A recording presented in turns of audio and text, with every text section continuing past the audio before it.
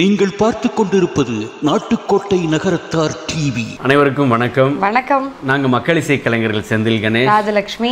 நம்ம நாட்டுக்கோட்டை நகரத்தார் TV YouTube சேனலை மறக்காம லைக் பண்ணுங்க, ஷேர் பண்ணுங்க, கமெண்ட் பண்ணுங்க, சப்ஸ்கிரைப் பண்ணிட்டு பக்கத்துல இருக்க பெல் பட்டனை கிளிக் பண்ணிடுங்க. நன்றி. மந்திரமாவது நீரு வானவர் மேலது நீருன்னு நம்ம திருஞான சம்பந்தர் திருநீற்று பதிக்கத்துல பாடியிருக்காங்க. நாம அணியிற திருநீரு மந்திரமாகணும்னா அது எப்படி தயாரிக்கப்பட்டிருக்கணும்? முறைப்படி நல்ல நாட்டு பசுமாடுகளை வளர்த்து அதன் சாணத்திலிருந்து தயாரிக்கப்படுற நம்ம சிவம் திருநீரு நிச்சயமா திருஞான சம்பந்தர் சொன்ன மாதிரி மந்திர நீரு தான். சிவம் திருநீரு அணிந்து சகல சிறப்புகளையும் பெறுங்கள். நம்பிக்கை மற்றும் செட்டிநாடு கலாச்சாரத்தின் அடையாளம் ஸ்மார்ட் டைமண்ட்ஸ். இனி புதுசா கல்யாணம் ஆக போற பசங்க எல்லாத்துக்கும் இந்த விஷயத்த நீங்க ரொம்ப முக்கியமா சொல்லிடுங்க.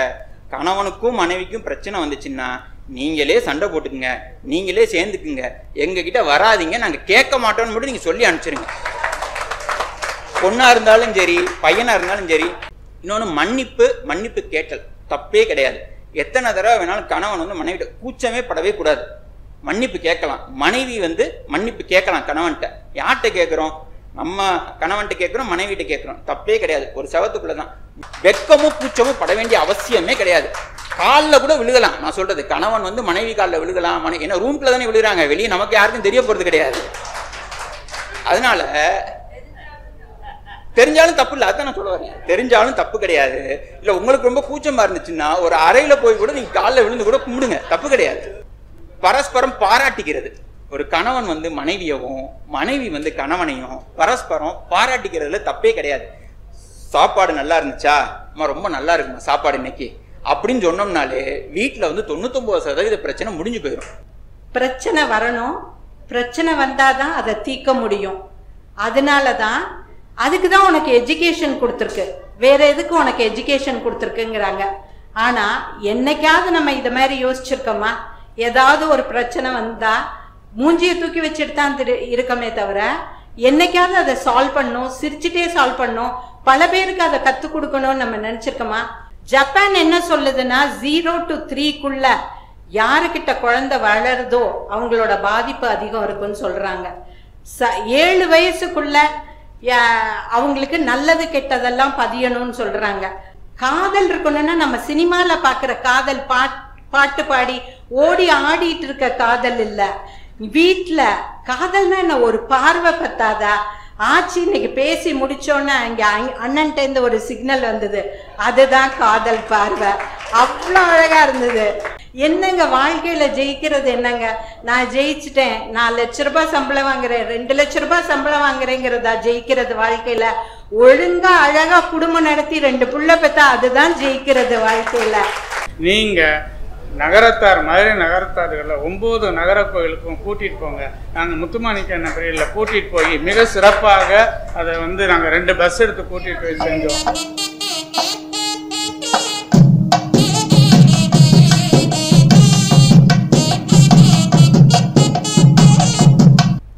இன்னைக்கு எனக்கு கொடுத்திருக்க தலைப்பு மனமுறிவு.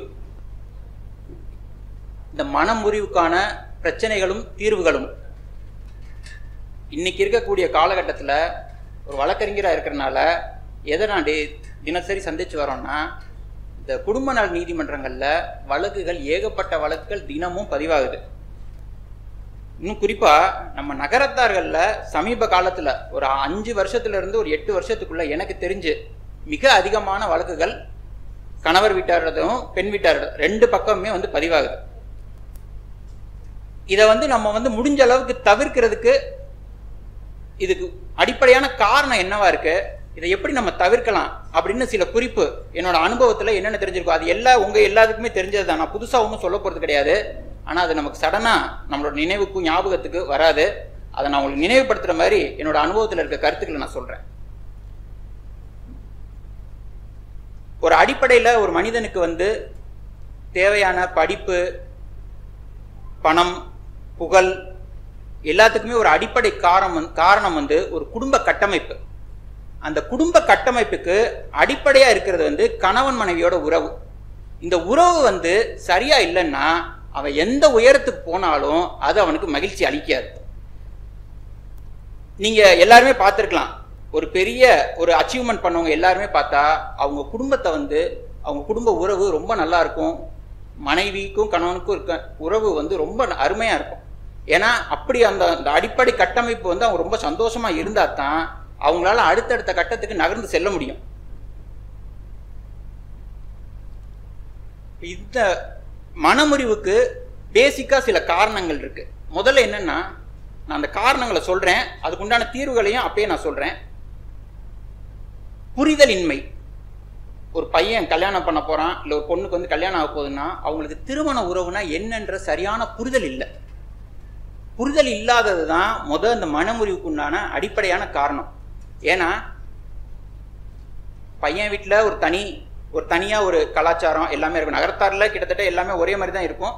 பட் இந்த மேல வட்டகை வடக்கொட்டை அப்படின்னு சொல்றப்ப அதில் வந்து சில டிஃபரன்சியேஷன்லாம் இருக்கும். இந்த மாதிரி புரிதல் இல்லாமல் ஒரு கணவன் மனைவிக்கு உண்டான உறவு என்ன, எப்படி நம்ம வந்து அந்த உறவை வந்து எப்படி பேணணும் அப்படின்றதெல்லாம் ஒரு அடிப்படை தெளிவில்லாமல் திருமணம் செஞ்சிடறாங்க. அதை வந்து பெரியவங்களும் நம்ம சொல்லி கொடுக்க தவறிடுறோம். இப்போ அந்த காலத்தில் வந்து இப்போ இவ்வளவு டைவர்ஸ் கேசஸ் வந்து அந்த காலத்தில் கிடையாது. என்ன காரணம்னு பார்த்தா, நம்மளோட முன்னோர்கள் வந்து நம்மளை வளர்த்தப்ப நமக்கு இந்த மாதிரியான பெரிய பிரச்சனைகள் தெரியல. அவங்க நம்மளை வளர்த்த விதத்தினால தான் அடுத்த தலைமுறை அந்த மாதிரி இல்லை. அதுக்கு அடுத்த தலைமுறையில் ஏன் இந்த மாதிரி மனமுறிவு நிறைய வருதுன்னா அதுக்கு நாமும் ஒரு காரணம். அதை நம்ம ஒத்துட்டு தான் ஆகணும். அது வந்து சொல்லலாம் நம்ம சரியா இருக்கமே, நம்மளாம் அப்படி இல்லையே அப்படின்னு. அது கிடையாது. நம்மளுடைய வளர்ப்பு முறை, நம்ம எப்படி நம்ம வீட்டில் எப்படி நம்ம பிஹேவ் பண்ணுறோம், எப்படி நம்ம நடந்துக்கிறோம், எப்படி நம்ம பையனை வளர்க்குறோம், பொண்ணை வளர்க்குறோம், இப்படியான அடிப்படை காரணங்கள் தான் அந்த மனமுறிவுக்கு ஒரு அடிப்படையான ஒரு காரணமாக அமையுது. அதனால புரிதலின்மை. ஒருத்தவங்க ஒரு கல்யாணம் பேச போகிறாங்கன்னா ஒரு வீட்டில் இருக்க பெரியவங்க பசங்களுக்கு தெரியலாம், தெரியாமல் இருக்கலாம். அவங்களுக்கு ஒரு கவுன்சிலிங், வெளியிருந்து கவுன்சிலிங் கொடுக்கறத விட அப்பாவோ அம்மாவோ அண்ணனோ மாமாவோ, தம்பி இந்த மாதிரி தான் இருக்கும், இந்த மாதிரி தாம்மா இருக்கும், இந்த மாதிரிலாம் வந்து பிரச்சனைகள் வந்துச்சுன்னா நம்ம அனுசரித்து போகணும் அப்படின்றத வந்து ஒரு கவுன்சிலிங் பொதுவாக வந்து யாரும் சொல்லிக் கொடுக்க மாட்டாங்க. வெளிப்படையாக அந்த திருமணத்தை பற்றி வந்து பெரியவங்க வந்து சின்ன பசங்கள்கிட்ட பேசுனது கிடையாது, எனக்கு தெரிஞ்சு பேசுனது கிடையாது. எல்லாமே என்னென்னா, இந்த திருமணம் பேசுவோம் அப்படி நம்ம முடிச்சுக்குவோம், தெரிஞ்சவங்களா, வசதி இருக்கா, இதெல்லாம் தான் பார்ப்போம் அப்படின்றது தான் நிப்பாட்டிக்கிறாங்களே தவிர்த்து, இந்த மாதிரியான ஒரு உறவு வந்துச்சுன்னா, ஒரு பிரச்சனை வந்துச்சுன்னா அதை நம்ம எப்படி அணுகணும், எப்படி அதை நம்ம சமாளிக்கணும், எப்படி நம்ம அதை கடந்து போகணும், அதெல்லாம் வந்து உங்களுக்கு உங்கள் வாழ்க்கையில் ஏற்பட்ட அனுபவத்தை வச்சு அவங்களுக்கு நீங்கள் ஒரு கவுன்சிலிங் கொடுத்து அனுப்புறது ரொம்ப நல்லது. இந்த புரிதலின்மையை போக்குறதுக்கு வெளியே இருந்து யார் இது வந்து பள்ளிக்கூடத்தில் சொல்லித்தர மாட்டாங்க, கல்லூரியில் சொல்லிக் கொடுக்க மாட்டாங்க, இதெல்லாம் எங்கேயுமே சொல்லிக் கொடுக்க மாட்டாங்க. இது வந்து நம்மளோட வீடுகளில் நமக்கு உண்டான அனுபவங்களை நம்ம அண்ணன் பசங்களுக்கோ தம்பி பசங்களுக்கோ அத்தை பசங்களுக்கோ மாமா பசங்களுக்கோ ஒரு இலைமறை காயா இதெல்லாம் எடுத்து சொல்லி இந்த மாதிரிலாம் வரலாம், நம்ம எல்லாத்தையும் அனுசரித்து போகணும் அப்படின்னு சொல்லி அனுப்புறது முதல்ல இந்த புரிதலின்மைக்கு உண்டான தீர்வு. இது எல்லாரும் கண்டிப்பாக இதெல்லாம் வந்து ஃபாலோ பண்ணோம்னா இந்த மனமுறிவை வந்து நம்ம ஓரளவுக்கு தவிர்க்கலாம். ரெண்டாவது காரணம், மூன்றாம் நபர்களோட தலையீடு. ஒரு கணவனுக்கும் மனைவிக்கும் இருக்கிற உறவுல கணவனோட அம்மா அப்பாவோ இல்லை மனைவியோட அம்மா அப்பாவோ வந்து தலையிட்டாங்கன்னா சின்னதாக இருக்கக்கூடிய பிரச்சனை நிச்சயம் பெருசாகும். ரெண்டு பேருக்கும் எது வந்தாலும் இப்போ இன்னைக்கு சண்டை வருதுன்னு வச்சுங்களேன், ஒரு கணவனுக்கும் மனைவிக்கும் இன்னைக்கு நைட்டோட அந்த சண்டையை மறந்துடணும். அடுத்த நாள் காலையில் போகையில் அதை பற்றி நினைக்கக்கூடாது, நம்ம நினைக்கக்கூடாது. இதை போய் ஃபோன், இப்போ வந்து மொபைல் ஃபோன் வந்துருச்சு, உடனே நைட்டே வந்து அவங்க அம்மாவுக்கு அவங்க அப்பாவுக்கு இல்லை பையன் வந்து அவங்க அம்மாட்ட இதெல்லாம் பகிர்ந்துக்கிறது. இந்த மாதிரியான ஒரு சின்ன விஷயம் வந்து ஒரு கருத்து 2 மூளை சிந்திக்கக்கூடிய விஷயத்த 4 மூளை 5 மூளை இதை சிந்திச்சு அவங்களோட கருத்துக்களை எல்லாம் நம்ம மேல திணிச்சு ஒரு சாதாரண பிரச்சனையை நம்மளே பெரிய பிரச்சனையாக்கிக்கிறோம். அதனால ஒரு கணவனுக்கும் மனைவிக்கும் ஒரு பிரச்சனை வந்துச்சுன்னா அதை வந்து மூணாவது நபர்கள் நான் குறிப்பிட்டு சொல்றது அவங்க அப்பா அம்மா, பொண்ணோட அப்பா அம்மா, பையனோட அப்பா அம்மா, இவங்களுக்கு தெரியவே வேணாம். அவங்களுக்குள்ளேயே எந்த பிரச்சனை வந்தாலும் அந்த அளவுக்கு அவங்கள வந்து பக்குவப்படுத்திக்கணும், அந்த பக்குவத்தை வந்து நம்ம உருவாக்கணும். அதுதான் நம்மளோட கடமை. இது வந்து இரண்டாவது காரணம். மூன்றாவது நபரோட தலையீடு என்னைக்கு வந்தாலும், திருமண உறவுன்னு இல்லை, எந்த பிரச்சனையா இருந்தாலும் நம்மளே நேரடியாக எதிரியோட பேசி அதை சரி பண்ணிக்க முடியாம மூணாவது நபர்கிட்ட போனோம்னா அந்த பிரச்சனைக்கு உண்டான தீர்வு நமக்கு கிடைக்காது. அதனால நமக்கு நஷ்டம்தான் ஏற்படும். அதனால இந்த திருமண உறவுல மூன்றாம் நபரோட தலையிட முழுமையா நம்ம தவிர்க்கணும். அடுத்து அகந்தை, ஈகோ. இந்த ஈகோன்றது என்னன்னா, படிப்புல இருக்கலாம், இல்லை பொருளாதாரத்தில் இருக்கலாம், நான் உன்னையோட வந்து அதிகமாக படிச்சிருக்கேன், அதிகமாக வேலை, நான் உன்னையோட வந்து ஒரு உயர்ந்த இடத்துல வேலை பார்க்குறேன், உன்னோட எனக்கு அறிவு ஜாஸ்தியாக இருக்குன்னு கணவனும் மனைவியும் எந்த காரணத்தை கொண்டும் அவங்களுக்குள்ள அந்த மாதிரி பகிர்ந்து கொள்ளக்கூடாது. என்ன காரணம்னா, ஒரு கணவன் மனைவி திருமணம் ஆயிடுச்சுன்னா எது நடந்தாலும், நல்லது நடந்தாலும் கெட்டது நடந்தாலும் அவங்களுக்குள்ளே உள்ள இது எல்லாத்தையும் வச்சுக்கிட்டாங்கன்னா ஜெயிக்க போகிறது அவங்களோட திருமண வாழ்வு. கணவன் மனைவிட்ட தோக்கலாம், மனைவி கணவன்கிட்ட தோக்கலாம், தப்பே கிடையாது. இப்படி தோத்தாங்கன்னா ஜெயிக்க போகிறது அவங்களோட திருமண வாழ்வு.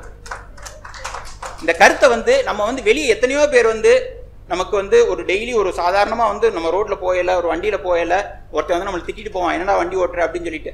அவனோடையெல்லாம் நம்ம ஈகோ பார்த்து சண்டை போடுறோம். அவன் திட்டினா கூட வாங்கிட்டு கூட இருக்கோம் எவ்வளோ பேர்.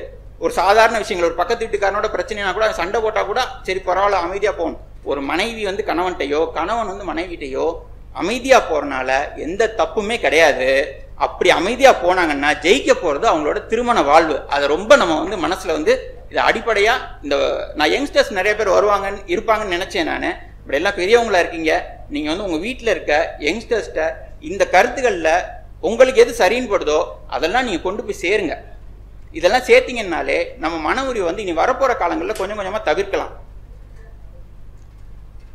அடுத்து முக்கியமாக அந்த மன முறிவுக்கு உண்டான காரணம் வந்து க்ரூயல்ட்டி. ஒரு டைவர்ஸ் கேஸ் போடுறாங்கன்னா முதவே வந்து என்னன்னா, இந்த க்ரூயல்ட்டின்ற வார்த்தை வந்து ரொம்ப, க்ரூயல்ட்டினா தமிழில் வந்து குரூரம்னு சொல்லுவாங்க. குரூரம்னா என்னன்னா, நம்ம வந்து வெளியே பார்க்கையில எல்லாம் ரொம்ப நல்லவங்களா இருப்பாங்க.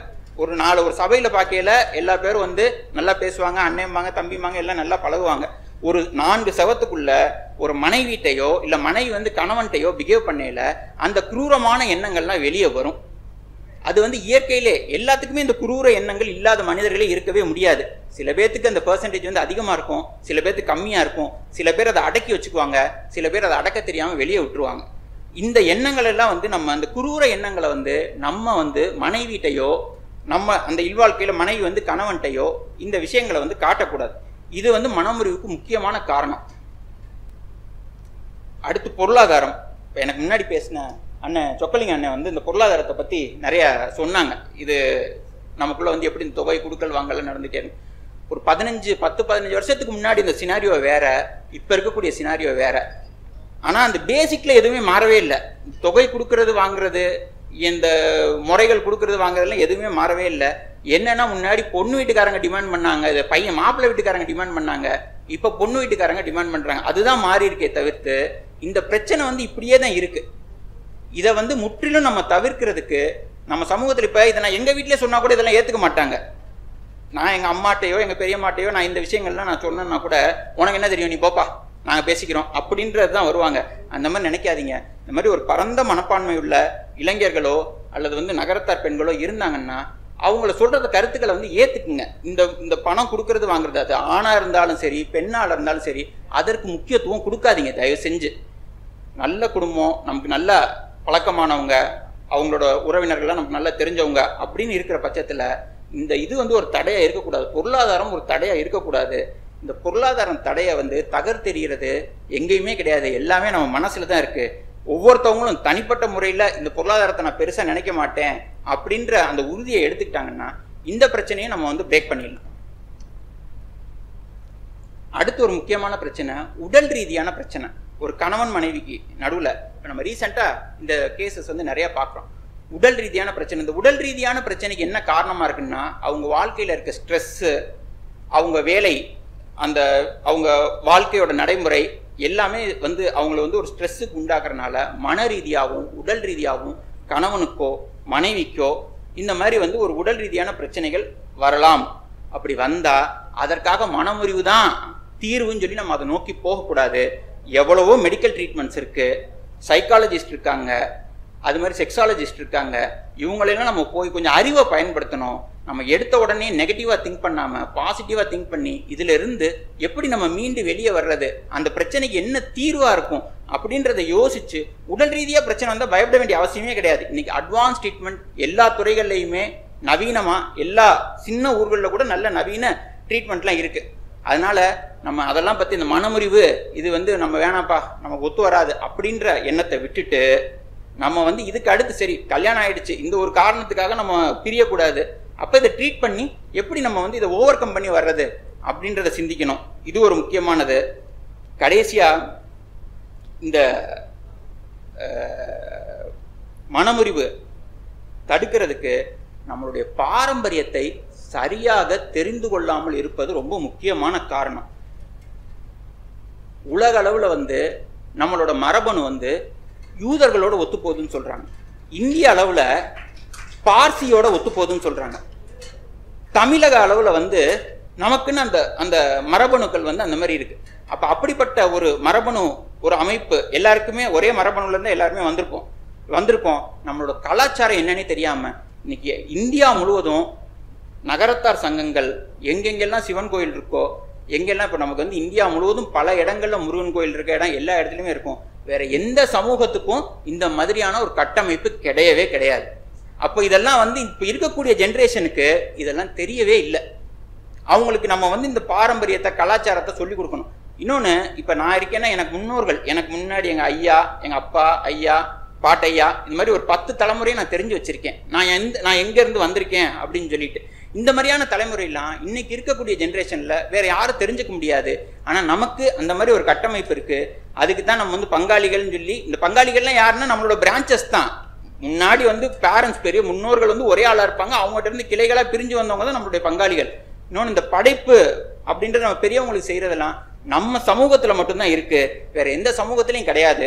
இதெல்லாம் வந்து இப்போ இருக்கிற பசங்கள்லாம் வந்து இதை வந்து என்ன நினைக்கிறாங்கன்னா, இதெல்லாம் ஒரு பெரிய பேர்டனாக நினைக்கிறாங்க. நம்ம வந்து இது இங்கேருந்து வரணுமே, சென்னையில் இருக்கவங்க கூட சென்னையிலேருந்து வரணுமே, இந்த படப்புக்காக வரணுமே, இந்த சிவன் ராத்திரி குலதெய்வம் கோயில் கும்பிட்றதுக்காக வரணுமே அப்படின்லாம் நினைக்கிறாங்க. அப்போ இப்படிலாம் இங்கே வர்றப்ப தான் சில விஷயங்களை வந்து அவங்க வந்து ஒரு நேரடியாக தெரிஞ்சக்கூடிய வாய்ப்பு கிடைக்கும். இதெல்லாம் தெரியாமல் இருக்க சில பேர்ல என்னென்னா, அவங்க பேசுகிறதே வந்து அவங்களுக்கும் நகரத்தார் தான். அந்த பையன் ஐடியில் வேலை பார்ப்பான், 1 லட்ச ரூபா 2 லட்ச ரூபா சம்பளம் வாங்குவான். அந்த பொண்ணு 1 லட்சம் 2 லட்சம் சம்பளம் வாங்குவோம். என்ன பிரயோஜனம்? நம்ம என்ன பாரம்பரியத்திலேருந்து வந்திருக்கோம், நம்மளோட முன்னோர்கள் யாரு, இதெல்லாம் தெரிஞ்சுக்காம நம்ம வாழ்றதுல ஒரு ஆட்டு மந்த கூட்டம் மாதிரி நம்ம போய் வாழ்றதுல எந்த பிரயோஜனமும் கிடையாது. இதெல்லாம் வந்து நம்ம வந்து அந்த யங்கர் ஜென்ரேஷனுக்கு இதெல்லாம் நம்ம எடுத்து சொல்லி புரிய வச்சோம்னா இந்த மனமுறிவை வந்து நம்ம தவிர்க்கலாம். இன்னொன்று, இந்த மனமுறிவுக்கு வந்து சில தீர்வுகள், இப்போ நான் சொன்னது வந்து பிரச்சனைகளும் அதுக்குண்டான தீர்வுகளும் சொன்னேன். அப்புறம் சில விஷயங்களை வந்து நம்ம வாழ்க்கையில் வந்து ஒரு டெய்லியாக நம்ம எப்படி வந்து டெய்லி காலையில் எழுந்திரிச்சு குளிக்கிறோம், சாமி கும்பிட்றோம், சாப்பிட்றோமோ, அது மாதிரியான சில விஷயங்கள் எல்லாம் நம்ம வந்து பயிற்சி பண்ணிக்கிட்டே இருக்கணும். எதுலன்னா கணவன் மனைவிக்கு உண்டான உறவுக்கு. ஏன்னா அப்படிலாம் இருக்கையில் மனமுறிவுக்கு உண்டான வாய்ப்பு வந்து ரொம்ப குறையும். பொதுவாக கணவன் மனைவிக்கு இடையே அன்பு இருக்கணும், காதல் இருக்கணும், பரஸ்பரம் நம்பிக்கை இருக்கணும், உண்மை இருக்கணும், ஒரு பாதுகாப்பு உணர்வு இருக்கணும். ஏன்னா ஒரு ஃபர்ஸ்ட் கார்டியன், ஒரு ஹஸ்பண்டுக்கு ஒய்ஃப் தான் ஃபர்ஸ்ட் கார்டியன், ஒய்ஃபுக்கு ஹஸ்பண்ட் தான் ஃபர்ஸ்ட் கார்டியன். சராசரியா ஒரு ஆணுக்கு வந்து 25 வயசுல திருமணம் பண்றோம், பெண்ணுக்கு 20 வயசுல திருமணம் பண்றோம். பெற்றோர்களோட முழுமையா இருக்கக்கூடிய இந்த 20 வருஷம் பெண்ணுக்கும் ஆணுக்கு வந்து 25 வருஷம். அதுக்கடுத்து ஒரு 40-45 வருஷம் வந்து நம்ம டிராவல் பண்ண போறது வந்து கணவன் மனைவியோடையும் மனைவி கணவனோடையும் தான் அதிகமான காலத்துல. அப்போ நம்ம அந்த இதுல வந்து அவங்களுக்கு என்னன்னா ஒரு பாதுகாப்பு உணர்வு கொடுக்கணும். நம்ம இருந்தோம்னா சரி, நமக்கான ஒருவன் இருக்கிறான் இங்க, இல்ல நமக்காக ஒருத்தி இருக்கிறா, நான் ஒரு நம்பிக்கைக்கு உண்டான ஒரு நம்மளோட மனைவி இருக்காங்க, நமக்கு ஃபர்ஸ்ட் கார்டியன், இல்ல கணவன் இருக்காரு ஃபர்ஸ்ட் கார்டியன். அதனால இவங்களுக்கு நம்ம அந்த மாதிரியான உணர்வு வந்து நமக்கு வரணும் 2 பேருக்குமே. இதெல்லாம் வந்து பேசிக்கா நம்ம போயில, ஏன்னா அவங்க தான் ஃபர்ஸ்ட். ஒரு கணவனுக்கு மனைவிக்கும் கணவனுக்கும் எப்படி வந்து ஒரு அன்பு பாசம்லாம் வந்து நிறைவா வரும்னா 2 பேரும் ஒருத்தவங்களுக்கு ஒருத்தவங்க மேல செலுத்துற அன்புனாலையும் காதல்னாலையும் தான் வரும். இது வந்து நம்ம வெளியிருந்து பார்க்கறதுக்கு இதெல்லாம் வந்து கொஞ்சம் இதெல்லாம் நம்ம வெளியிருந்து பார்க்கறதுக்கு இதெல்லாம் போய் நம்ம எப்படி சொல்றது அப்படின்றதுலாம் தெரியாது. ஆனா இதெல்லாம் சொல்லித்தான் ஆகணும். ஒண்ணு அவங்களுக்கா தெரியணும், இல்லைன்னா நம்ம வந்து சொல்லி கொடுக்கணும். சொல்லி கொடுக்கறதுல தப்பே கிடையாது. இதெல்லாம் இருந்தா தான் இந்த மனமுறிவுன்ற பிரச்சனையை விட்டு நம்ம வெளியே வர முடியும். இந்த அடிப்படையான இதெல்லாம் நம்ம சரி பண்ணிக்கிட்டே வந்தாதான் பெரிய பிரச்சனையான மனமுறிவுல இருந்து நம்ம வெளியே வர முடியும். இன்னொரு ரொம்ப முக்கியமான விஷயம், விட்டு கொடுத்தல்.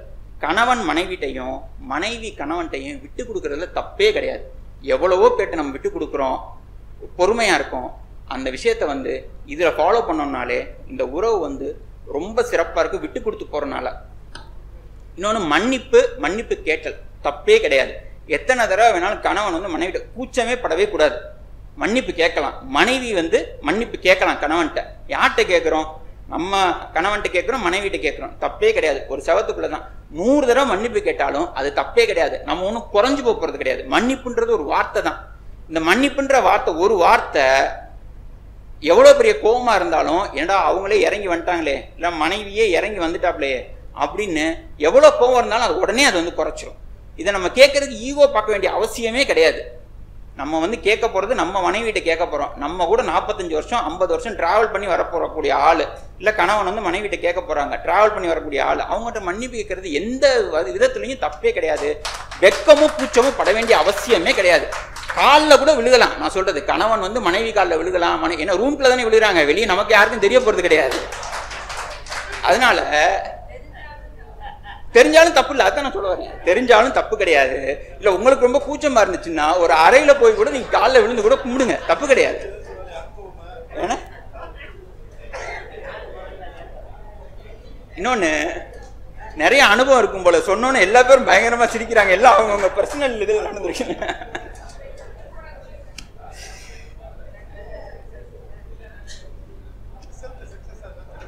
அது மாதிரி பரஸ்பரம் பாராட்டிக்கிறது. ஒரு கணவன் வந்து மனைவியவும், மனைவி வந்து கணவனையும் பரஸ்பரம் பாராட்டிக்கிறதுல தப்பே கிடையாது. சாப்பாடு நல்லா இருந்துச்சா, அம்மா ரொம்ப நல்லா இருக்குமா சாப்பாடு இன்னைக்கு அப்படின்னு சொன்னோம்னாலே வீட்டில் வந்து 99% பிரச்சனை முடிஞ்சு போயிடும். அது மாதிரி வந்து கணவன் வந்து ஒரு சின்ன விஷயம் அச்சீவ் பண்ணியிருந்தா கூட அவரை கூப்பிட்டு வெளியே இருந்து எவ்வளவோ பேர் பாராட்டுவாங்க. அந்த பாராட்டுக்கும் மனைவி பாராட்டுறதுக்கும் வித்தியாசம் இருக்கு. மனைவி வந்து ஒரு சின்ன வார்த்தை நம்மளை பாராட்டினாலும் அந்த கணவனுக்கு வந்து ஒரு பெரிய ஒரு கர்வம் தனக்குள்ள உண்டாகும். ஆஹா, நம்ம மனைவியே நம்மளை வந்து பாராட்டிட்டா அப்படின்ற மாதிரி. இந்த மாதிரியான ஒரு சின்ன சின்ன விஷயங்கள்லாம் நம்ம வந்து அன்றாட வாழ்க்கையில வந்து பயிற்சி பண்ணிக்கிட்டே இருக்கணும். இது வந்து இப்போ நான் பேசுறேன்றனால நான் இதெல்லாம் பயிற்சி பண்றேன் கடைபிடிக்கிறேன்றது கிடையாது. எனக்கும் சில கோவங்கள்லாம் வரும். ஆனா அதையும் மீறி நம்ம வந்து நம்மளோட கோல் என்னன்னா, இந்த பந்தம் வந்து முறியக்கூடாது. கடைசி வரைக்கும் இந்த திருமண பந்தம் வந்து முறியக்கூடாது. அதுதான் நம்மளோட கோல். அதை அச்சீவ் பண்றதுக்கு இந்த மாதிரி நிறைய பயிற்சிகள் இருக்கு. இதை எல்லாத்தையும் நம்ம வந்து நம்மளோட வாழ்க்கையில டெய்லி ரொட்டீனாவே சாப்பிட்றப்ப தண்ணி குடிக்கிற மாதிரி, சாப்பிட்ற மாதிரி இதெல்லாம் நம்ம வந்து செஞ்சுக்கிட்டே இருக்கணும். இதெல்லாம் செஞ்சோம்னா நம்ம மனமுறிவை முழுமையா தவிர்க்கலாம். இன்னும் ரொம்ப முக்கியமான விஷயம், 3ஆம் நபர்கிட்ட நம்மளோட அந்தரங்க விஷயங்களை விவாதிப்பது. நம்ம குடும்பத்துக்குள்ள நடக்கிற விஷயத்த கணவனோ மனைவியோ அவங்க அம்மா அப்பா கிட்டையோ இல்லை அண்ணன் தம்பி கிட்டையோ இல்லை மாமா பெரியப்பா சித்தப்பா இவங்ககிட்ட விவாதிக்கிறத தவிர்த்துருங்க. ஒரு கணவனுக்கும் மனைவிக்கும் இருக்கிற பிரச்சனைய முடிந்த மட்டும் அவங்களுக்குள்ளே ஒரு பிரச்சனைன்னு ஒன்று வந்துட்டா அவங்களுக்குள்ளே பேசி அவங்களுக்குள்ளே சரி பண்ணிட்டு போயிட்டா இந்த மனமுறிவுக்கு வாய்ப்பே கிடையாது. இது எப்போ 3ஆவது ஆள்கிட்ட போதோ அதுக்கப்புறம் அது கோர்ட் வரைக்கும் போகும், போலீஸ் ஸ்டேஷன் வரைக்கும் போகும். அதுக்கு நம்ம எந்த விதத்திலையும் இடம் கொடுத்துடவே கூடாது. அதில் ரொம்ப கவனமாக இருக்கணும். இனி புதுசாக கல்யாணம் ஆக போகிற பசங்க எல்லாத்துக்கும் இந்த விஷயத்த நீங்கள் ரொம்ப முக்கியமாக சொல்லிடுங்க. கணவனுக்கும் மனைவிக்கும் பிரச்சனை வந்துச்சுன்னா நீங்களே சண்டை போட்டுக்குங்க, நீங்களே சேர்ந்துக்குங்க, எங்ககிட்ட வராதிங்க, நாங்கள் கேட்க மாட்டோம்னு மட்டும் நீங்கள் சொல்லி அனுப்பிச்சிருங்க. பொண்ணாக இருந்தாலும் சரி பையனாக இருந்தாலும் சரி, அப்பா உனக்கு கல்யாணம் பண்ணி வச்சாச்சு, இனி எதா இருந்தாலும் உங்களுக்குள்ள நீங்கள் தான் பார்த்துக்கணும், பேசிக்கணும், சரி பண்ணிக்கணும், எங்ககிட்ட கொண்டு வராதிங்க. இது ரொம்ப எக்ஸ்ட்ரீம் கேசஸ் இருக்கும், அது எக்ஸ்க்ளூசிவ், அதை ஒன்றும் செய்ய முடியாது, அதை விட்டுருங்க. இது 99% என்ன பிரச்சனைகள் வந்தால், ஏன்னா இப்படி வந்து அவங்களுக்கு இது வந்து ஒரு பேசிக், இதில் வந்து அவங்க வந்து இதை நல்லா ப்ராக்டிஸ் பண்ணிகிட்டே இருந்தாங்கன்னா வாழ்க்கையில் எந்த பிரச்சனை வந்தாலும் அவங்களால சமாளிக்க முடியும். எதுக்கும் யார் கையையும் நம்பி இருக்கணுன்ற அவசியமே கிடையாது. இந்த நம்ம ஒரு குடும்பத்துக்கு உண்டான பிரச்சனையை நம்ம சமாளிச்சிட்டோம்னா வெளியே எந்த பிரச்சனையை வேணாலும் நமக்கு சமாளிக்கக்கூடிய மன தைரியமும் மன தெளிவும் நமக்கு இருக்கும். அதனால 3ஆம் நபர்கிட்ட நம்மளோட அந்தரங்க விஷயத்தை பேசுறது, இல்லை 3ஆம் நபர்கிட்ட வந்து தன்னுடைய துணையை வந்து கணவனோ மனைவியோ தன்னுடைய துணையை வந்து விட்டு கொடுத்து பேசுவது இருக்கவே கூடாது. நீங்கள் வந்து ஒரு தனி அறையில் இருக்கையில எப்படி வேணாலும் கேலி பண்ணிக்கிங்க, கிண்டல் பண்ணிக்கிங்க, தப்பு கிடையாது. ஆனால் ஒரு 3ஆம் நபர்கிட்ட ஆமாம் அவங்களுக்கு அவ்வளோதான் தெரியும் அப்படின்ற மாதிரி தரக்குறைவாக மட்டும் இருந்தாலுமே வெளியே சொல்லாதீங்க. இருந்தாலுமே உங்கள் மனசுக்குள்ள வச்சுக்கோங்க. அவங்கக்கிட்ட நேரடியாக சொல்லுங்களை தவிர்த்து அவங்க அப்பா அம்மாட்டையோ இல்லை உங்கள் அப்பா அம்மாட்டையோ யார்கிட்டையும் வந்து அவங்களோட அந்த தன்மையவோ இல்லை அந்த நடந்த அந்த செயலையோ விமர்சித்து 3ஆவது நபர்கிட்ட பேசாமல் இருக்கணும். இதெல்லாம் இருந்துச்சுன்னா நம்ம மனமுறிவு வந்து தவிர்க்கலாம். பொதுவாக எப்பயுமே வந்து நேர்மறையான சிந்தனை, நேர்மறையான சிந்தனை இருந்தாலே நமக்கு உண்டான பிரச்சனைக்கு 99% விலகி போயிடும். எதுவுமே நம்ம பக்கத்துல வராது. இதை வந்து நம்ம பயிற்சி பண்ணிக்கிட்டே இருக்கணும். இது இல்வாழ்க்கைக்கு ரொம்ப முக்கியம். மனமுறிவை தவிர்க்கிறது ரொம்ப முக்கியம். எதை எடுத்தாலுமே நம்ம வில்லங்கமா யோசிக்கவே கூடாது. எதை எடுத்தாலுமே அப்படி இருக்காது, நம்ம சரியா திங்க் பண்ணுவோம், இப்படிதான் இருக்கும்னா அந்த பிரச்சனை நல்லாவே தான் நடக்கும். அந்த பிரச்சனை நல்லபடியான முடிவுக்கு வரும். நம்மளா வந்து இது வந்து அப்படி இருக்குமோ இப்படி இருக்குமோ, இல்ல அவனுக்கு இப்படி செஞ்சிருப்பானோ அவன் நமக்கு இப்படி செஞ்சிருப்பான் அப்படின்ற எண்ணங்களை விட்டு நேர்மறையா சிந்திக்கிறது ரொம்ப முக்கியம்.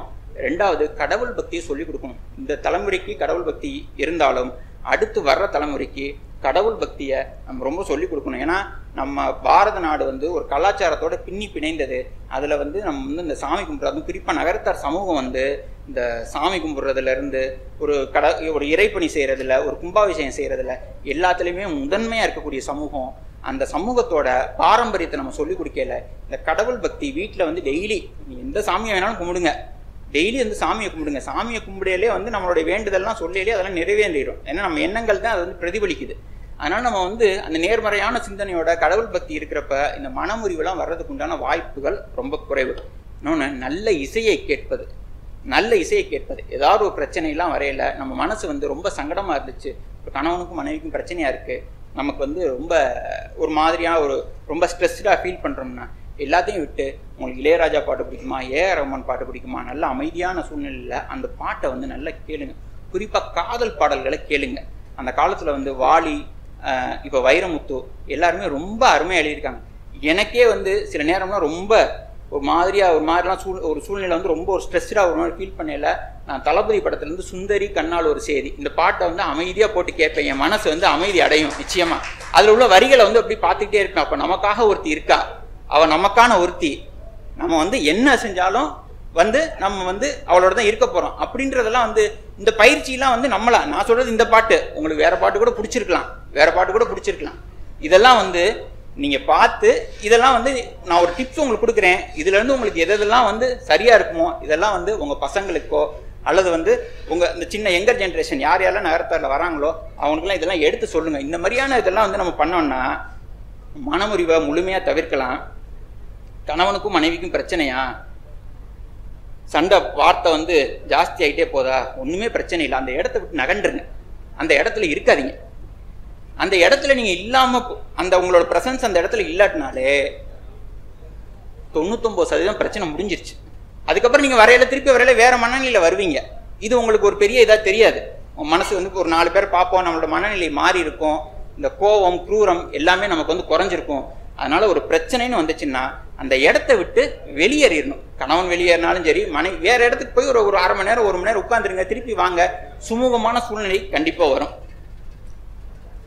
2வது, ஒரு கணவனுக்கும் மனைவிக்கும் பிரச்சனைனா அவங்க வாழ்க்கையில நடந்த அந்த நல்ல வசந்தங்களை வந்து அப்படியே அசை போட்டு பார்க்கணும்.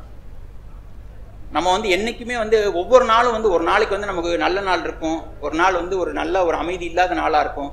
ஆனா அந்த மாதிரி இருக்கக்கூடிய சூழ்நிலையில நம்ம வாழ்க்கையில் நடந்த சந்தோஷமான விஷயங்களை கணவனும் மனைவியும் சேர்ந்து எங்கேயாவது வெளியே போயிருந்தது, கோயிலுக்கு போனது, இல்லை எங்கேயாவது டூர் போனது, இந்த மாதிரியான ஒரு சந்தோஷமான இந்த விஷயங்கள் எல்லாம் அப்படியே மனசுல அசை போட்டு பார்த்தீங்கன்னா உங்களுக்கு உண்டான கோபம் வந்து கண்டிப்பா குறையும், கணவனுக்கும் மனைவிக்கும். இன்னொன்று, கணவனும் மனைவியும் எப்பயுமே தன்னோட வாழ்க்கையோட மேன்மையை பற்றி மட்டுமே சிந்திக்கணும், அடுத்தவங்களை பற்றி சிந்திக்கவே கூடாது. தன்னோட வாழ்க்கையோட மேன்மையை மட்டுமே சிந்திச்சாங்கன்னா அந்த குடும்பம் நிச்சயம் ஒரு உயர்வான இடத்துக்கு வரும். இந்த குடும்பத்தை வாழ்க்கையோட மேன்மையை சிந்திக்கணும்னா என்னன்னா, நம்ம கணவன் நம்ம குடும்பத்தை வந்து எப்படி, நம்ம பையனை எப்படி படிக்க வைக்கிறது, நம்ம பொண்ணுக்கு வந்து எப்படி கல்யாணம் பண்ணி வைக்கிறது, கற்பனையா இப்போ அப்துல் கலாம்னு சொல்லுவார், கனவு காணுங்கன்னு சொல்லுவார். அது மாதிரி நம்ம வந்து நம்ம குடும்பத்தை பற்றி கனவு கண்டுக்கிட்டே இருக்கணும். நம்ம வந்து ஒரு நல்ல ஒரு விலை உயர்ந்த காரில் குடும்பத்தோட வந்து இறங்குற மாதிரி, மீனாட்சி அம்மன் கோயிலுக்கு வந்து அந்த காரில் வந்து இறங்கி சாமி கும்பிட்ற மாதிரி, நம்ம ஒரு பெரிய ஒரு பங்களா ஒன்று கட்டி வாழ்கிற மாதிரி நம்ம மைண்டில் வந்து அந்த இதை வந்து அப்படியே கற்பனை பண்ணி பார்த்துக்கிட்டே இருக்கணும். நிச்சயம் அது ஒரு நாள் நடக்கும். நம்ம சிந்தனைகளை வந்து தேவையில்லாமல் அடுத்தவங்க குடும்பத்துக்குள்ளே நுழைக்கவே கூடாது. நம்மளோட சிந்தனையை பொறுத்தளவுக்கு நம்ம வந்து எப்படி நம்மளோட குடும்பத்தை வந்து எப்படி முன்னேற்றுவது அப்படின்ற சிந்தனை கணவனுக்கோ மனைவிக்கோ இருந்தால் இந்த மனமுறிவு இதெல்லாம் பற்றி அந்த டாபிக் போக வேண்டிய அவசியமே இருக்காது. கடைசியா நிறைவா அந்த கருத்தை சொல்றேன். ஒரு குடும்பத்துக்கு வந்து கணவனா இருந்தாலும் சரி, மனைவியா இருந்தாலும் சரி, தன்னை வந்து ஒரு தூணாக, ஒரு பிணைப்பு சங்கிலியாக, ஒரு காவலனாக அவங்க வந்து எண்ணிக்கொள்ளணும். அது வந்து ஆணாக இருந்தாலும் சரி, பெண்ணாக இருந்தாலும் சரி, இந்த குடும்பத்தை பொறுத்தளவுக்கு நான் தான் ரெஸ்பான்சிபிள். இதில் நடக்கிற நல்லது கெட்டது எல்லாத்துக்குமே நான் தான் பொறுப்பு அப்படின்ற அந்த பொறுப்பை வந்து உங்களோட தோளில் கணவனோ மனைவியும் 2 பேருமே எடுத்துக்குங்க. இந்த குடும்ப பந்தம் வந்து எந்த காலத்துலையும் விட்டு போயிடக்கூடாது.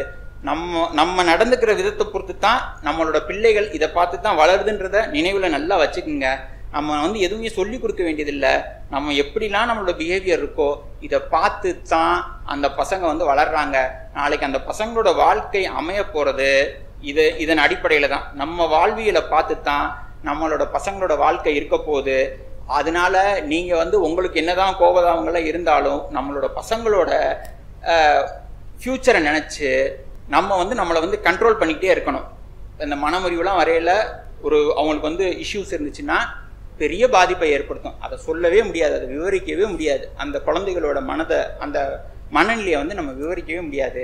அதனால் இப்போ நான் சொன்ன விஷயங்களை உங்களுக்கு எதெல்லாம் வந்து நீங்கள் இது எல்லாமே வந்து நான் எதுவுமே புதுசாகவே சொல்லலை, இது எல்லாமே உங்களுக்கு தெரிஞ்ச விஷயங்கள் தான். அதை நான் உங்களுக்கு ஒரு நினைவூட்டுறேன். இதை வந்து நான் எடுத்து சொல்கிறேன், அவ்வளோதான்.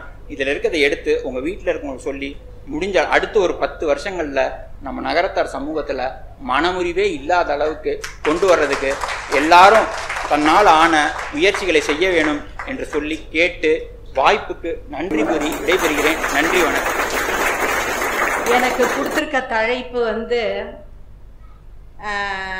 எல்லாருக்கும் ஒரு மாதிரி நகரத்தார் சம்பந்தப்பட்ட ஒரு தலைப்புகள் தான். எனக்கு உலக அறிவில் ஒப்புரவு அறிதல்னு கொடுத்துருக்காங்க. உலக அறிவுன்னு பார்க்க போனால் வெளிநாட்டில் அவங்களோட அறிவெல்லாம் எப்படி நம்ம இம்ப்ளிமெண்ட் பண்ணுறோம் அப்படிங்கிற மாதிரி நான் எடுத்துக்கணுமான்னு கேட்டேன் ஆச்சிட்ட. ஆமாம், இம்ப்ளிமெண்ட் பண்ணி நம்ம என்ன அதுக்கான ஒரு தீர்வு எப்படிங்கிறத நீங்கள் சொல்லணும்னாங்க. ஒரு அழகான தலைப்பு. உலக அறிவில் என்கிற போது வெளிநாட்டவர்களை எல்லாம் நான் பார்ப்பதற்கு முன்பாக நம் இந்திய திருநாட்டின், அதுவும் குறிப்பாக நம் நகரத்தார்களை விட்டுவிட்டு வேறு எங்கும் சென்றுவிட முடியாது. அதனால்தான் அவர்களுடைய அறிவு திறனாலும் உழைப்பின் திறனாலும் தான் செட்டி கப்பலுக்கு செந்தூரான் துணை என்று சொல்லி அன்றே பாய்மரக் கப்பலில் பல நாடுகளுக்கு சென்று தன்னுடைய அறிவாற்றலை உலகெங்கும் உலக மக்கள் யாவரும் போற்றும் விதமாக உலகத்திற்கே ஒரு எடுத்துக்காட்டாக வாழ்ந்து கொண்டிருக்கிறார்கள் நம் நகரத்தார்கள் என்பதில் நாம் பெருமை கொள்ள வேண்டும். குறிப்பாக ஒரு ரோல் மாடல்னு எடுத்துட்டா கூட எந்த நாட்டுக்கு சென்றாலும் அவங்களோட நம்ம நகரத்தாருங்கள ஒரு பிரதிபலிப்பை அங்கே காமிக்காம இருக்க மாட்டாங்க. மிகப்பெரிய ரோல் மாடல் இன்னைக்கு முத்துராமன் செட்டியார். அங்கே இருந்தாலும் கூட நம் பாரம்பரியம் காக்கப்பட வேண்டும் என்று பெரிய முனைப்போடு செயல்பட்டு கொண்டிருக்கிறார்கள். அதையும் தாண்டி உலக அறிவில் என்று பார்க்கும்போது நாம் உலகமே வியந்து பாராட்டி கொண்டிருக்கக்கூடிய ஜப்பான் நாடு. ஜப்பான்ல வந்து நம்ம இங்கே உள்ள நகரத்தார் ட்ரெயினிஸ் அங்கே ஜப்பானுக்கு போய் பயிற்சிக்காக போனவங்க, ட்ரெயினிஸ்காண்டி போனவங்க, ட்ரைனிங் முடிஞ்சு எங்கிட்ட வந்து சொன்னது உண்மையான சம்பவம், கதையல்ல. அங்கே உள்ள ஆட்டோமொபைல் கம்பெனியில் ஒரு கார் ப்ரொடக்ஷன் பண்ணியிருக்காங்க. அந்த காரில் ஏதோ ஒரு ப்ராப்ளம் வந்துடுது. அந்த கம்பெனியோட GM, general manager of the company, அந்த காரோட என்ன பிரச்சனையோ அந்த பிரச்சனையோட டயக்ராமோட டிசைன் அவர் டேபிளில் வந்து உட்கார்ந்துருக்கு. அந்த டிசைனை பார்த்துட்டு என்ன பிரச்சனைன்னு பார்க்குறாரு. சுற்றி வேலை பார்த்துட்டு இருந்தவங்க எல்லாரையும் கூப்பிட்டு there is a problem in our production, please கம்னு சிரிச்சுட்டே சொல்கிறாரு. நம்ம ஆளுங்கள்லாம் இங்கேருந்து போனவங்கெல்லாம் என்ன நினைக்கிறாங்க, என்னடா இந்த ஆளு லூஸா, ஏதாவது ஒரு பிரச்சனைனா நம்மளுக்கெல்லாம் அவ்வளோ டென்ஷன் ஆகும், படபடன்னு இருக்கும். இந்த ஆளு சிரிச்சுக்கிட்டே எல்லாரையும் வாங்க வாங்கன்னு கூப்பிட்றாருன்ட்டு இவங்கெல்லாம் கேட்குறாங்க, என்ன சார் ஒய் ஆர் யூ லாஃபிங், why are you feeling happy when you see a problem in your car in your ப்ரொடக்ஷன்னு கேட்குறாங்க. அதுக்கு அவர் சொல்கிறாரு, பிரச்சனை வரணும், பிரச்சனை வந்தால் தான் அதை தீர்க்க முடியும். அதனால தான் அதுக்கு தான் உனக்கு எஜுகேஷன் கொடுத்துருக்கு, வேற எதுக்கு உனக்கு எஜுகேஷன் கொடுத்துருக்குங்கிறாங்க. ஆனால் என்னைக்காவது நம்ம இதை மாதிரி யோசிச்சிருக்கோமா? ஏதாவது ஒரு பிரச்சனை வந்தால் மூஞ்சியை தூக்கி வச்சுட்டு தான் இருக்கமே தவிர என்னைக்காவது அதை சால்வ் பண்ணணும், சிரிச்சுட்டே சால்வ் பண்ணணும், பல பேருக்கு அதை கற்றுக் கொடுக்கணும்னு நம்ம நினச்சிருக்கோமா? ஒரு சேஃப்டி பின் பண்ணது யாருன்னு யோசிச்சிருக்கோமா? ஒரு ஷார்பினர் பண்ணது யாருன்னு யோசிச்சிருக்கோமா? ஒரு சிசர் பண்ணது யாருன்னு யோசிச்சிருக்கோமா? இப்படியே நம்மளுக்கு பதிலாக வேற ஒருத்தர் யோசிச்சு the life has become comfortable for you and me. எல்லாருக்குமே ஈஸியாச்சு. வாழ்க்கைனா கஷ்டங்கள் வரும், வாழ்க்கைனா துயரங்கள் வரும், வாழ்க்கைனா தடங்கல்கள் வரும். there is no proxy living. உனக்கு பதிலாக யாராவது அட்டெண்டன்ஸ் கொடுக்கலாம், உனக்கு பதிலான வாழ்க்கையை நீ தான் வாழ்ந்து ஆகணும். இதுதான் அவங்களோட மிகப்பெரிய உணர்வு.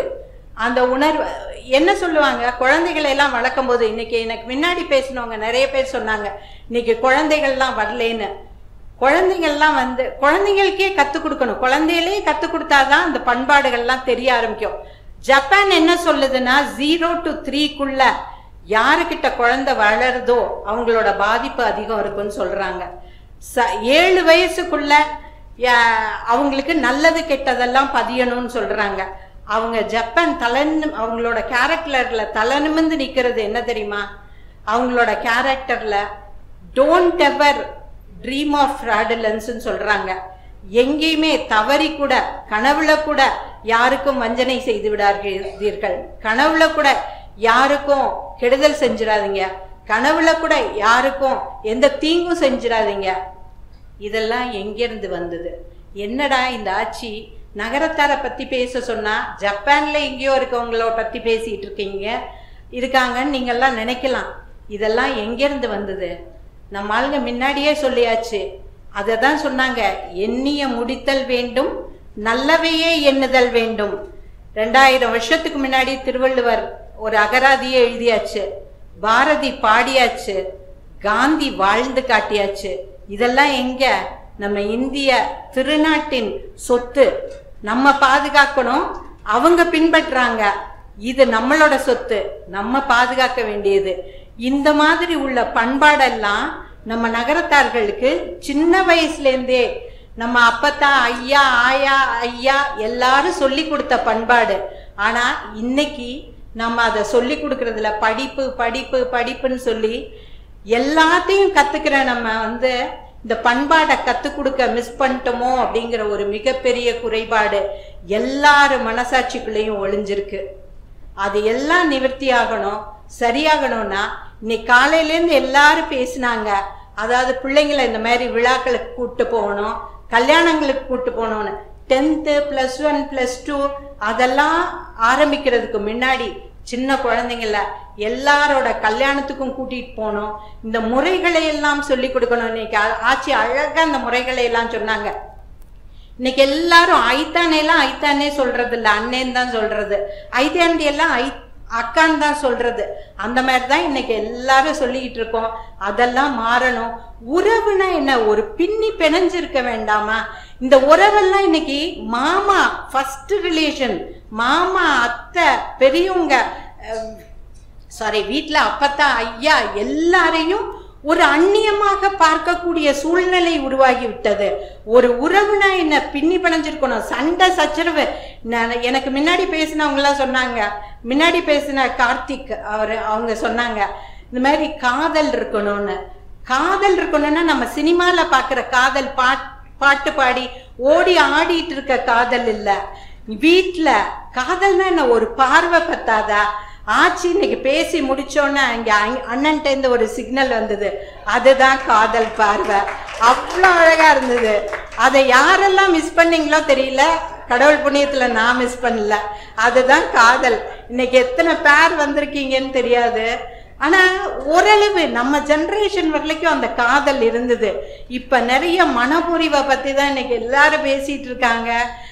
நம்ம தம்பி கார்த்திக் சொன்னாங்க, தம்பியா அண்ணனா எனக்கு தெரியல, தம்பின்னு தான் நினைக்கிறேன். தம்பி சொன்னாங்க, இந்த அடிச்சுக்கோ, எவ்வளவு வேணாலும் அடிச்சுக்கலாம், ஆனா அந்த அடிச்சுக்கிட்டா கூட அவன் நம்மளை விட்டு போயிடக்கூடாது, அவங்க நம்மளை விட்டு போயிடக்கூடாதுங்கிற ஒரு பிணைஞ்ச அந்த ஒரு சங்கிலி ஊடுருவி இருக்கணும், ஒரு அந்த இழை ஓடி இருக்கணும். அப்பதான் குடும்பத்துல ஒரு இந்த பிரிவு வராம, பிரிவுன்னு இப்ப எப்ப பார்த்தாலும் யாரை பார்த்தாலும் பிரிவுன்னு தான் பேசுறாங்க. என்னங்க வாழ்க்கையில ஜெயிக்கிறது என்னங்க? நான் ஜெயிச்சுட்டேன், 4 லட்ச ரூபாய் சம்பளம் வாங்குறேன், 2 லட்ச ரூபாய் சம்பளம் வாங்குறேங்கிறதா ஜெயிக்கிறது வாழ்க்கையில?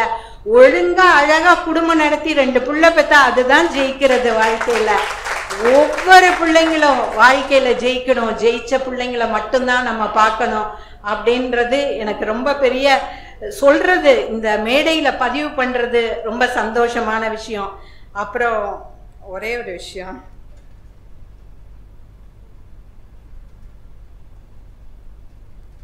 நம்ம நகரத்தார்களுடைய வரலாறை நிறைய பேர் எழுதியாச்சு. நம்ம பர்மால எல்லாம் போய் நிறைய சம்பாரிச்சோம். இந்த நம்ம நகரத்தார்களுடைய அறிவுசார் பண்பாட்டின் விதிமுறைகளை தாண்டி நம்ம எங்கேயுமே செல்ல முடியாது. அவ்வளோ அற்புதமா நம்ம பர்மால போய் சம்பாரிச்சதை பெருக்கணும். பண்டிட் ஜவஹர்லால் நேரு அவரோட டிஸ்கவரி ஆஃப் இந்தியால எழுதியிருக்காரு, இந்த பேங்கிங் இண்டஸ்ட்ரிக்கு முன்னோடி நகரத்தார்கள். இந்த பேங்கிங் இண்டஸ்ட்ரியை இந்தியாவில் அறிமுகப்படுத்தியவர்கள் நம்ம இந்த சின்ன சமூகமான நகரத்தார் சமூகம் என்று அவருடைய புத்தகத்தில் பதிந்திருப்பது நமக்கெல்லாம் மிகப்பெரிய பெருமை. அவ்வளோ பெரிய பெருமை வாய்ந்த நம்ம இன்னைக்கு லேசா ஒரு சின்ன சலசலப்பு கூட இருக்கும். ஒன்று, காந்தியடிகள் இங்கே வந்தபோது இந்த மதுரையில் நடந்த நிகழ்வுகள்லாம் மிகப்பெரிய நிகழ்வுகள்.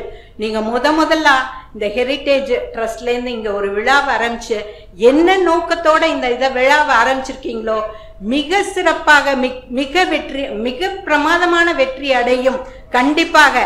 ஏன்னா அதில் மதுரையில் வாழ்கிற மக்களாகட்டும், நகரத்தார் சங்கங்களாகட்டும், நகரத்தார் இளைஞர் சங்கம், நகரத்தார் மகளிர் சங்கம், எல்லாரும் ஒவ்வொருத்தரோட வளர்ச்சிக்கும் முன்னால் நிற்பவர்கள் இந்த மதுரை நகரத்தார் சங்கம் என்று சொல்வதில் பெருமகிழ்ச்சி அடைகிறேன். அப்படி அவர் பதிவு பண்ணியிருக்காரு. அவ்வளோ பிரமாதமான வாழ்ந்த சமூகம். சின்ன சின்ன சலசலப்பு தான், இதெல்லாம் சரி பண்றதுக்கு முத்துராமன் மாதிரி ஒரு ஆளுங்கள்லாம் கனடாலேருந்து வர வேண்டிய இருக்கு. வந்து நிச்சயமாக சரி பண்ணிவார்கள். நகரத்தாராக பிறந்தது பெருமை. நான் ஒன்று சொல்லணும்னு ஆசைப்படுறேன். நான் சீனிவாசனை நிறைய சொல்லுவாங்க, இந்த அடுத்தது சீனிவாசன், அலவாக்கோட்டை சீனிவாசன் தான் பேச போறாங்க. இந்த நகரத்தாரோட கலாச்சார கல்வியை பத்தி நிறைய சொல்ல போறாங்க. அற்புதமா பேசக்கூடியவர்கள். நான் ஒன்று சொல்லிட்டு நிறைவு செய்கிறேன். எல்லாரும் சொன்னாங்க நகரத்தார்களா பிறந்தது பெருமைன்னு. எனக்கு அதுல ஒரு டவுட்டும் கிடையாது. நகரத்தாரா பிறந்தது ரொம்ப பெருமை தான். ஆனா ஒரு 7 பிறப்புன்னு சொல்றாங்கல்ல, இந்த 7 பிறப்புக்கு மேலும் எக்ஸ்டென்ஷன் இருக்கும் என்றால் நகரத்தாராக பிறக்கவே நான் விருப்பம் அடைகிறேன் என்று சொல்லி வாய்ப்புக்கு நன்றி கூறி விடைபெறுகிறேன். நன்றி, வணக்கம். என்ன எனக்கு கொடுத்துருக்க சப்ஜெக்ட்னா குழந்தைகளுக்கான கலாச்சார கல்வின்னு சொல்லிட்டாங்க. குழந்தைகளுக்கான கலாச்சார கல்வி அப்படின்னோன்னா, எனக்கு முன்னாடி பேசின நகரத்தார் திருமலாச்சி என்ன வச்சு பேசினாங்கன்னு தெரியல. ஜப்பான் ஜப்பான் ஜப்பான் சொல்லிக்கிட்டே இருந்தா எனக்கு ஒன்றும் புரியலை. என்னடா இருந்தாச்சு ஜப்பான்னு சொல்லிட்டு இருக்காங்க. நான் சொல்லுவது உண்மை சம்பவம். எனக்கு ஒரே புதல்வி. அவன் 7 வயசுல ஜப்பானில் கலாச்சாரம் கற்றுக்கிறதுக்காக ஜப்பான் கவர்மெண்ட் என்னுடைய புதல்வியை அழைத்து கொண்டது. இது நிறைய பேருக்கு தெரியும், தெரியாதவங்க தெரிஞ்சுக்குங்க. அந்த அளவுக்கு நம்ம நகரத்தார் பண்பாடுக்காக சென்றவள் என்னுடைய புதல்வி. அதாவது எப்படின்னு கேட்டால், நம்ம சொல்கிறோம் நம்ம கலாச்சாரத்தில் போய் அங்கே என்ன பண்ண போகிறாங்க அப்படின்னு பார்க்கும்போது தமிழகத்திலேயே அந்த புதல்வி மட்டும்தான் தேர்வு செஞ்சாங்க. அதை இந்த இடத்துல பதிவு. இன்றைக்கி எம்பிபிஎஸ் முடிச்சு எம்டி முடிச்சு டாக்டர் ஆக்கா, வாட்ஸ்அப்பில் போடுறா, யார் வேணாலும் அவங்க நம்பர் இருக்குது, என்ன உதவி வேணாலும் நீங்கள் கேட்டுக்கலாம் அப்படின்னு சொல்லி என்னை மாதிரி நான் பெரிய அளவில் உதவினாலும் அப்பாவோடைய வழியில் கொஞ்சம் உதவுன்னு சொல்லியிருக்காங்க. அதையும் நீங்கள் பயன்படுத்திங்க. இதெல்லாம் எதுக்கு சொல்கிறேன்னா, நம்ம குழந்தைகளுக்கு கற்றுக் கொடுத்த கல்வி இன்றைக்கி பயன்படுது. அதை முதல்ல புரிஞ்சுக்கிங்க. பேசும்போது சொன்னாங்க, டாக்டர் படிக்கிறதுக்கு 1 கோடி 1 கோடி 1.5 கோடியெல்லாம் ஆகணும். அது எல்லாமே நிதர்சனமான உண்மை. அதையெல்லாம் தாண்டி நம்ம நகரத்தார் சமூகத்தில் மருத்துவர் ஆகுவது என்பது மிகது. ஆனால் ஒன்று சொல்லிக்கிறேன், அப்படி இப்போ கிடையாது. அந்த காலம் மாறிவிட்டது. இன்று வீரப்பன் என்ற நமது நகரத்தார் பையன் நீட்டு தேர்வில் சேர்ந்து மதுரை மருத்துவக் கல்லூரியில் சேர்ந்திருக்கிறார் என்பதை இந்த இடத்துல பதிவு பண்ணுறேன். ஏன்னு கேட்டால் அந்த பையன் வந்து நீட்டில் ஏறி அந்தளவுக்கு நம்ம வந்து அந்த பிள்ளைங்க வந்து ரொம்ப எக்ஸ்போசர் ஆகிடுதுங்க. படிப்பில் கவனம். நம்ம பிள்ளைங்க மாதிரி படிக்கிறதுக்கு நீ யாராலையும் முடியாது. நம்ம வந்து படின்னு நம்ம யாருமே சொல்கிறதில்ல. ஆச்சியாக இருக்கட்டும், செட்டியாக இருக்கட்டும், அண்ணன் கேட்பேன் எங்கேன்னு போய்ட்டேன், இல்லை அவன் படிக்கிறேன் டியூஷன் போகணும்னே கொண்டு வந்துவிட்டேன். அடிக்கடி சிவகுமார்கிட்ட கேட்பேன், என்ன சிவகுமார் மதுரை பக்கம் வந்திருக்கேன்னு. அண்ணே அதை ஏன்னு கேட்குறியே, டெய்லி என் பொண்ணு வந்து சிம்மக்கல்ல ஒரு கோச்சிங் சென்டர் போகுது, அது வாதானே தேர்ந்தெடுக்குது, நான் கூட்டியாந்து விட்டு கூட்டிகிட்டு போவேன் பாரு. இந்த மாதிரி நம்ம பிள்ளைங்களுக்கு வந்து கல்விங்கிறத நம்ம திணிக்க வேண்டியதில்லை, அவங்களாம் எடுத்துக்கிட்டு அதை படிங்க. ஆனால் கலாச்சாரங்கிறத நம்ம வந்து கண்டிப்பாக திணிக்கணும். உதாரணத்துக்கு என்னென்னா, நம்ம உள்ளூர் பிள்ளைகளுக்கு கலாச்சாரம் இன்னும் ரொம்ப பெருசாக நம்ம சொல்ல போகிறதில்ல. ஒரு உதாரணம் மட்டும் உங்களுக்கு சொல்கிறேன். இங்கே உட்காந்துருக்க பேராசிரியை அங்கேற்கனியாச்சி வந்து சாதுவாக இருக்காங்க. ஆனால் துபாயில் இருந்து 40 குழந்தைகள், லண்டன், துபாய் இந்த போன்ற வெளிநாட்டு குழந்தைகள் பூரா இங்கே வந்து அவங்க சோழபுரங்கிற ஒரு வீட்டில் 1 வாரம் வச்சுருந்து அந்த பிள்ளைகளுக்கு நமது கலாச்சாரங்களை பூரா வீடே பார்த்ததில்ல. நம்ம நகரத்தார் வீடே எப்படி இருக்குன்னு தெரியாது. அந்த பிள்ளைங்களுக்கு காரைக்குடி அங்கே எல்லாம் நம்ம நகரத்தாருடைய சார்ந்த இது இருக்கோ அது பூரா கூட்டிகிட்டு போய் படு சந்தோஷமாக விளக்கமாக இதுனா என்ன அதுனா என்ன பொங்கல் பண்ணைன்னா என்ன வேறு அப்படின்னு சொல்லி அவங்க வந்து ஒரு பேராசிரியங்கிறதுனால அவங்க வெளிக்காட்டாமலும் நான் அந்த கூட்டங்களெல்லாம் போய் பேசியிருக்கேன். அந்த பிள்ளைங்களுக்கு நான் பேசியிருக்கேன். அதனால இதை வந்து ஆணித்தரமாக அவங்களுக்கு நான் பதிவு பண்ணுறேன். இந்த மாதிரி அங்கேற்கனியாச்சிக்கு இன்னொரு பெரிய கரகோஷம் கொடுக்கலாம். ஏன்னு கேட்டால் அவங்க இது மாதிரி இன்னமும் நம்ம பிள்ளைங்களை வந்து வெளிநாட்டுகளிலிருந்து வரவழைத்து அதை வந்து அவங்க சொல்லிக் கொடுக்கணும். இதில் வந்து பெரிய முத்துராமண்ணனுடைய பங்கும் இருக்கிறது. அவர்களும் நமது வெளிநாட்டு குழந்தைகளை வந்து இங்கே வர வச்சு கலாச்சாரங்களை சொல்லிக் கொடுப்பதற்கு உதவி புரியும்படி உங்களை தாழ்மையோடு இந்த இடத்துல கேட்டுக்கிறேன். அது போக நம்ம என்ன பண்ணுறோன்னு கேட்டிங்கன்னா, எனக்கு தெரிஞ்ச ஒரு ஆச்சு கல்யாணம் ஆகி 47-48 வருஷம் ஆச்சு. நான் எங்கள் நகர கோயிலே பார்த்ததில்லைன்னு சொன்னாங்க. சொல்கிறாங்க அந்த மாதிரி இதுலேயும் இருக்கலாம், வெளியே சொல்லலைனாலும் பரவாயில்ல. தயவு செய்து நீங்கள் முதல்ல 9 நகர கோயிலுக்கும் குழந்தைகளை கூட்டிகிட்டு போங்க. அதில் உங்களுடைய நகர கோயில் எது அப்படிங்கிறத பர்டிகுலராக அந்த பிள்ளைங்களுக்கு பதிய வைங்க. இது வந்து எனது அன்பான வேண்டுகோள்.